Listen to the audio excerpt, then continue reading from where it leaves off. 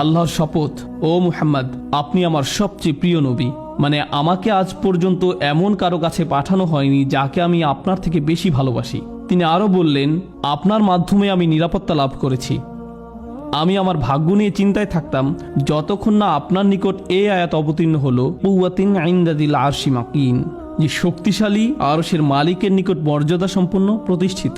মাদানী জীবনের অনেক ব্যক্তিগত আলোচনা জিবরিল আলাইহিস সালাম বারবার রাসূল সাল্লাল্লাহু আলাইহি সাল্লামকে আশ্বস্ত করেছেন। কেন?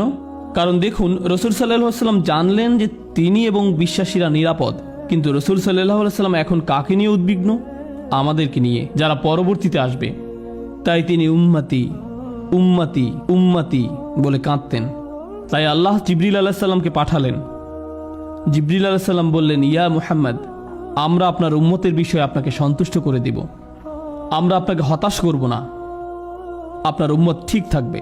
তিনি মদিনায় রাসূল সাল্লাল্লাহু আলাইহি সাল্লামকে বারবার নিশ্চয়তা দিতেন, কারণ রাসূল সাল্লাল্লাহু আলাইহি সাল্লাম পরবর্তীতে আসা উম্মত নিয়ে উদ্বিগ্ন থাকতেন। সাহাবীরা নিরাপদ, কিন্তু যারা পরবর্তীতে আসবে তাদের কি হবে? আরেকবার ওমর রাদিয়াল্লাহু তাআলা আনহু বলেন, আর এটা বুখারীতে বর্ণিত আছে, আমি একবার মদিনাতে রাসূল সাল্লাল্লাহু আলাইহি সাল্লামের সাথে হাঁটছিলাম। হাঁটতে হাঁটতে আমরা মদিনার হাররা নামক স্থানে উপস্থিত হলাম। তিনি আমাকে এখানে বসতে বললেন। হঠাৎ তিনি হাঁটতে লাগলেন, আর তখন স্পষ্টত তিনি জিবরিল আলাইহিস সালামের সাথে কথা বলছিলেন। তারা কিছুক্ষণের জন্য হাঁটলেন, আর আমি বসে থাকলাম। আর এই হাঁটা অবস্থায় রাসূল সাল্লাল্লাহু আলাইহি সাল্লাম বলছেন, ওয়া ইনজানা ওয়া সারাক, ওয়া ইনজারা ওয়া সারাক, ওয়া ইনজানা ওয়া সারাক, এমনকি যদি সে জিনা করে বা চুরি করে, যদি সে জিনা করে বা চুরি করে।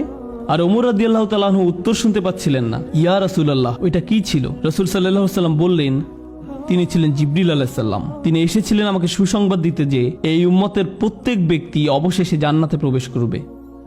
তাই রাসূল সাল্লাল্লাহু আলাইহি সাল্লাম বললেন, এমনকি যদি সে জিনা বা চুরি করে। হ্যাঁ, এমনকি যদি সে জিনা বা চুরি করে, অবশেষে সে জান্নাতে প্রবেশ করবে। তো তিনি এভাবে রাসূল সাল্লাল্লাহু আলাইহি সাল্লামকে সান্ত্বনা দিলেন। রাসূল সাল্লাল্লাহু আলাইহি সাল্লাম যখন শারীরিকভাবে অসুস্থ হয়ে পড়েন, তখন জিবরিল আলাইহিস সালাম কিভাবে সান্ত্বনা দিতেন? রাসূল সাল্লাল্লাহু আলাইহি সাল্লাম যখন অসুস্থ হয়ে পড়েন, তিনি বলেন, জিবরিল আমার কাছে আসলেন এবং বললেন, ও মুহাম্মদ, আপনি কি অসুস্থ? আমি বললাম, হ্যাঁ। তখন জিবরিল তাঁর হাত দিয়ে আমার মুখমণ্ডল এবং বক্ষ মুছে দিলেন এবং বললেন, বিসমিল্লাহি আরকিকা মিন কুল্লি শাইইন আউযিকা, আল্লাহর নামে আমি আপনার জন্য আরোগ্য প্রার্থনা করছি সব কিছু থেকে যা আপনার ক্ষতি করছে। মিন শাররি কুল্লি নাফসিন আও আইনিন আও হাসিদ, সকল খারাপ জিনিস থেকে অথবা বদ নজর থেকে বা হিংসা থেকে আল্লাহ আপনাকে আরোগ্য দান করুন। আল্লাহর নামে আমি আপনার জন্য আরোগ্য প্রার্থনা করছি। কিন্তু তখন ব্যাপারটা কেমন ছিল যখন জিবরিল আলাইহিস সালাম রাসূল সাল্লাল্লাহু আলাইহি সাল্লামকে জীবন সম্পর্কে কোনো উপদেশ দিতেন? এখন আমি আপনাদেরকে যে বিষয়টি বলবো সেটি রাসূল সাল্লাল্লাহু আলাইহি সাল্লামের জীবনের শেষ দিককার। জিবরিল আলাইহিস সালাম রাসূল সাল্লাল্লাহু আলাইহি সাল্লামের নিকট এসে বললেন, হে মুহাম্মদ, হে মুহাম্মদ।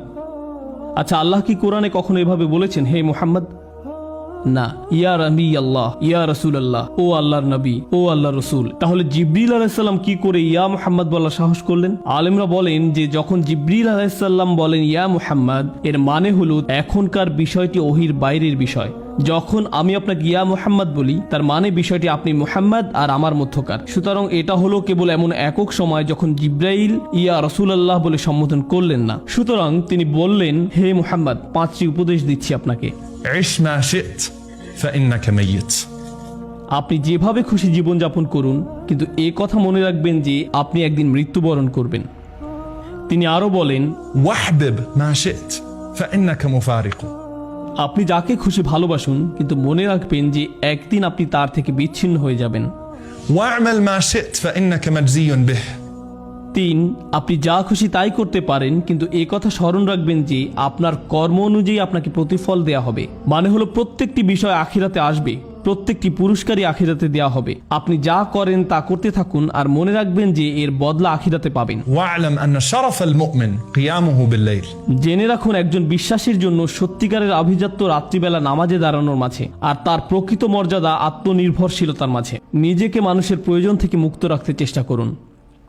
আর্থিকভাবে, আবেগের দিক থেকে, মানসিকভাবে বা শারীরিকভাবেই হোক, একজন মানুষ হিসাবে আপনার সম্মান ও মর্যাদা অন্য মানুষের উপর নির্ভর না হওয়ার প্রচেষ্টার মাঝে। যে কোনো ব্যাপারেই হোক না কেন, নিজেকে মানুষের প্রয়োজন থেকে মুক্ত রাখতে চেষ্টা করুন। এরপর রাসূল সাল্লাল্লাহু আলাইহি ওয়াসাল্লাম জীবনের অন্তিম সময় অনুভব করলেন। আর যখন অবস্থা ক্রমান্বয়ে খারাপ হতে থাকে, আবু সাঈদ খুদরি রাদিয়াল্লাহু তাআলা আনহু বর্ণনা করেন, রাসূল সাল্লাল্লাহু আলাইহি ওয়াসাল্লাম সাহাবাদের মাঝে অবস্থান করছিলেন। তিনি খুব সাধারণভাবে বললেন, নিশ্চয়ই আল্লাহ তাআলা তাঁর এক বান্দাকে এভাবে এখতিয়ার দিয়েছেন যে বান্দা হয় দুনিয়ার শান শওকতকে পছন্দ করবে অথবা যা কিছু আল্লাহর কাছে রয়েছে তা থেকে পছন্দ করবে। রসুল সাল্লাল্লাহু আলাইহি সাল্লামের বাড়িতে সবাই কাঁদছিল, কারণ সবাই বুঝতে পারছিলেন যে রসুল সাল্লাল্লাহু আলাইহি সাল্লামের অন্তিম সময় চলে এসেছে, তিনি শেষ সময়ের নিকটবর্তী। বিশেষ করে ফাতিমা রাদিয়াল্লাহু তাআলা আনহা ভীষণভাবে বিধ্বস্ত হলেন। তার কন্যা উম্মু আবিহা, তার পিতার মা, সর্বদা তার সাথে ছিলেন ওই সময়। রসুল সাল্লাল্লাহু আলাইহি সাল্লাম তার প্রতি ভালোবাসা দেখালেন, মমতা দেখালেন। এমনকি যখন তিনি কোনোভাবে কথাও বলতে পারছিলেন না, তখনও তিনি হাতের ইশারায় ফাতিমাকে ডাকলেন। ফাতিমা রাদিয়াল্লাহু তাআলা আনহা কাছে আসলেন। রসুল সাল্লাল্লাহু আলাইহি সাল্লাম তাকে আরও নিকটে আসতে বললেন, তার কানে কিছু বললেন। ফাতিমা রাদিয়াল্লাহু তাআলা আনহা আরও বেশি করে কাঁদতে লাগলেন। রসুল সাল্লাল্লাহু আলাইহি সাল্লাম তাকে পুনরায় কাছে আসতে বললেন এবং চুপিসারে আরও কিছু কথা বললেন। এবার কথা শুনে ফাতিমা রাদিয়াল্লাহু তাআলা আনহা হাসিতে ফেটে পড়লেন। আয়েশা রাদিয়াল্লাহু তাআলা আনহা এগুলো দেখে হতবুদ্ধ হয়ে গেলেন যে একবার ফাতিমা কাঁদছেন, আবার হঠাৎ করে হাসছেন। সুতরাং তিনি ফাতিমা রাদিয়াল্লাহু তাআলা আনহাকে চাপাচাপি করছিলেন যে বলো না কি বলেছেন তিনি। শেষে ফাতিমা রাদিয়াল্লাহু তাআলা আনহা বলতে বাধ্য হলেন যে তিনি বলেছেন, জিব্রাইল সাধারণত প্রতি রমজানে আমাকে নিয়ে পুরো কোরআন একবার ঝালিয়ে নেন, আর এই বছর রমজানে তিনি 2 বার পুনঃপাঠ করেছেন। তার মানে হলো জিবরিল আলাইহিস সালাম ওহীকে শক্তিশালী করে দিলেন, আর আমার মনে হয় না আমি আর রোগ থেকে আরোগ্য লাভ করব। আয়েশা রাদিয়াল্লাহু তাআলা আনহা রাসূল সাল্লাল্লাহু আলাইহি সাল্লামকে যেখানে নিয়ে যাওয়া প্রয়োজন সেখানে নিয়ে যাচ্ছেন। তিনি রসুল সাল্লাল্লাহু আলাইহি সাল্লামকে দৃঢ় হতে সাহায্য করেন, আর এমত অবস্থায় রসুল সাল্লাল্লাহু আলাইহি সাল্লাম তার শরীরে হেলান দিয়ে আছেন। তার দৃষ্টি পড়ল আব্দুর রহমান ইবনে আবু বকর রাদিয়াল্লাহু তাআলা আনহুর উপরে, যিনি আয়েশা রাদিয়াল্লাহু তাআলা আনহার ভাই। তিনি দেখলেন তার পকেটে একটি মিসওয়াক রয়েছে এবং আয়েশা রাদিয়াল্লাহু তাআলা আনহা বললেন যে আমি বুঝতে পারছিলাম যে রসুল সাল্লাল্লাহু আলাইহি সাল্লাম এটি পেতে চাচ্ছেন। আয়েশা রাদিয়াল্লাহু তাআলা আনহা রসুল সাল্লাল্লাহু আলাইহি সাল্লামকে বললেন, আপনি কি মিসওয়াক চান? রসুল সাল্লাল্লাহু আলাইহি সাল্লাম মাথা নাড়িয়ে সম্মতি দিলেন। আব্দুর রহমান তার অব্যবহৃত মিসওয়াকটি আয়েশা রাদিয়াল্লাহু তাআলা আনহাকে দিলেন। তিনি এটাকে চিবিয়ে নরম করলেন এবং রসুল সাল্লাল্লাহু আলাইহি সাল্লামের মুখে পুরে দিলেন। অর্থ হলো রসুল সাল্লাল্লাহু আলাইহি সাল্লাম প্রত্যেক ওয়াক্ত সালাতের পূর্বে মিসওয়াক করতেন, কারণ তিনি চাইতেন যে আল্লাহর সাথে সাক্ষাৎকালে যেন তার শ্বাস প্রশ্বাস বিশুদ্ধ থাকে, প্রতিদিনই 5 বার। তিনি বললেন তিনি এটিকে ফরজ করতে পারতেন যদি উম্মতের জন্য কষ্টকর না হতো। তিনি আল্লাহর সাথে সাক্ষাতের পূর্বে প্রতিবারই মিসওয়াক করতেন। আয়েশা রাদিয়াল্লাহু তাআলা আনহা বলেন, যখন তিনি মিসওয়াক করা সমাপ্ত করলেন, دخل علينا جبريل তখনই জিবরিল আলাইহিস সালাম আমাদের মাঝে প্রবেশ করলেন। আয়েশা রাদিয়াল্লাহু তাআলা আনহা রাসূল সাল্লাল্লাহু আলাইহি সাল্লামের দিকে তাকালেন আর দেখতে পেলেন তাঁর চেহারা আলোয় উদ্ভাসিত হলো। জিবরিল আলাইহিস সালাম, যিনি নবীকে ওপরের উপদেশগুলো দিয়েছিলেন, তিনি নবী সাল্লাল্লাহু আলাইহি সাল্লামকে বললেন, শুনুন, আমি আপনাকে একটি বিষয় পছন্দ করতে বলবো। হয়তো আপনি আপনার সাহাবীদের সাথে থাকবেন এবং সুন্দরভাবে জীবনযাপন করবেন, অথবা আপনি সর্বোচ্চ আল্লাহর সাহচর্যে থাকবেন। জিবরিল আলাইহিস সালাম যখন এই কথাটি বললেন, তখন নবী সাল্লাল্লাহু আলাইহি সাল্লাম তার উত্তরে বললেন, বালা রফিকিল আলা, আল্লাহুম্মা রফিকিল আলা। ও আল্লাহ, আমি সর্বোচ্চ বন্ধুর সাহচর্য কামনা করি। আয়েশা রাদিয়াল্লাহু তাআলা আনহা বলেন, যখন তিনি আর রফিকিল আলা বলছেন, তিনি যেন তার সমস্ত শরীরকে ছেড়ে দিচ্ছেন।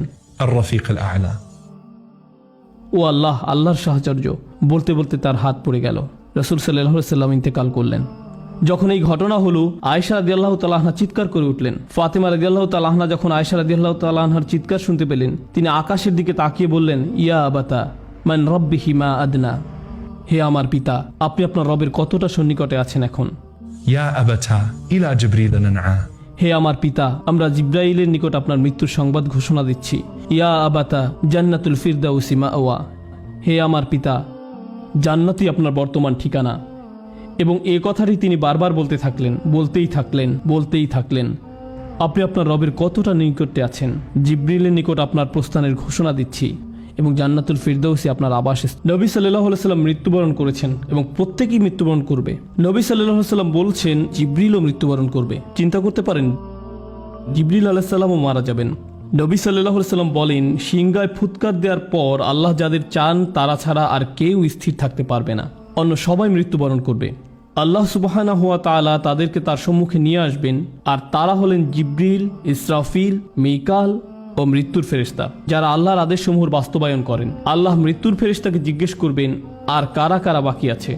মৃত্যুর ফেরেশতা বলবেন, ও আল্লাহ, আপনার সম্মানিত পবিত্র চেহারার আপনার বান্দা আমি, আপনার বান্দা জিব্রিল, আপনার বান্দা জিব্রিল, আপনার বান্দা মিকাল এবং আপনার বান্দা ইসরাফিল। আল্লাহ বলবেন, মিকালের আত্মা নিয়ে নাও। তখন মিকালের আত্মা নিয়ে নেওয়া হবে। পুনরায় বলবেন, আর কে কে বাকি আছে? তিনি বলবেন, ও আল্লাহ, আপনি, আমি, জিব্রিল এবং ইসরাফিল। আল্লাহ বলবেন, ইসরাফিলের আত্মা নিয়ে নাও।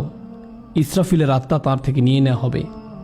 আল্লাহ আবারও বলবেন, আর কারা বাকি আছে? তিনি বলবেন, ওয়াজহুকাল বাকিল করিম, ও আল্লাহ, আপনার পবিত্র চেহারা, আপনার এই বান্দা এবং আপনার বান্দা জিব্রিল, আমরা দুই বান্দা সবশেষে বাকি রয়েছি। আল্লাহ বলবেন, জিব্রিলের আত্মা নিয়ে নাও।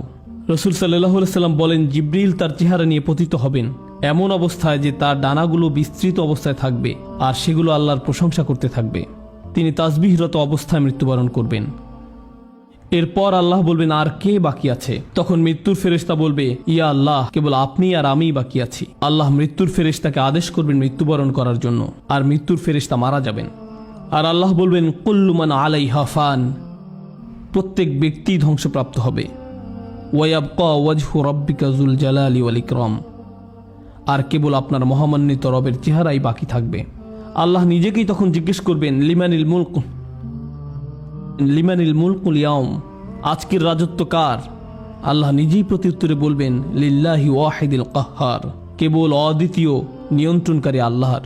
রসুল সাল্লাল্লাহু আলাইহি সাল্লাম বলেন, যখন আখিরাতে আমরা সবাই হাজির হব, তখন সমস্ত জমিন আল্লাহর আনুগত্যের প্রশংসায় একদম সমতল হবে। তিনি বলেন, হাসরের ময়দানে প্রত্যেকেই যে জায়গায় রয়েছে সে জায়গা থেকে একটু নড়তে পারবে না। ثم أدعى أول الناس তিনি বলেন, আল্লাহর নিকট আমাকেই প্রথম আহ্বান করা হবে। অতএব আমি আল্লাহ সুবহানাহু ওয়া তাআলার নিকটে যাব, আমি সিজদায় পড়ে যাব। তিনি বলেন, অতঃপর আমি আমার মস্তক উত্তোলন করব فإذا جبريل عن يمين الرحمن এবং আকস্মিকভাবে আমি সর্বোচ্চ দয়াময় আল্লাহর ডান পাশে জিব্রিলকে দেখতে পাবো। নবী সাল্লাল্লাহু আলাইহি সাল্লাম হাদিসে বলেন, والله ما رآه قبلها ইতিপূর্বে জিব্রিল আলাইহিস সালাম আল্লাহ সুবহানাহু ওয়া তাআলাকে কোনো দিনই দেখেননি। নবী সাল্লাল্লাহু আলাইহি সাল্লাম জিব্রিলের দিকে ইশারা করে বলবেন, হে আমার রব, إن هذا أخبرني أنك أرسلته إليه এই ব্যক্তি আমাকে বলেছিল যে আপনিই তাকে আমার নিকটে পাঠিয়েছিলেন। فيقول الله صدقت তখন আল্লাহ বলবেন, তুমি সত্য বলছো। একইভাবে জিব্রিল ও নবী সাল্লাল্লাহু আলাইহি সাল্লামকে বলবেন, আপনি সত্য বলছেন। নবী সাল্লাল্লাহু আলাইহি সাল্লাম কেন প্রতিদান দিবসে এই বিষয়টি পছন্দ করলেন, কেন এটি ইচ্ছা পোষণ করলেন? কারণ হলো, প্রতিদান দিবসের দিন প্রত্যেক নবী রাসূলকে জিজ্ঞেস করা হবে যে জিব্রিল কি নবুয়তের বার্তাকে ঠিকমতো পৌঁছে দিয়েছে কিনা। নবী সাল্লাল্লাহু আলাইহি সাল্লাম জিব্রিলের পক্ষে সাক্ষ্য দিবেন এবং তাকে জিজ্ঞেস করার পূর্বেই তিনি নিজেই বলবেন যে উনি বলেছেন যে তাকে আপনি আমার নিকট পাঠিয়েছিলেন, তিনি তার কাজ ঠিকমতো করেছিলেন। আল্লাহ বলবেন, তুমি সত্য বলছো।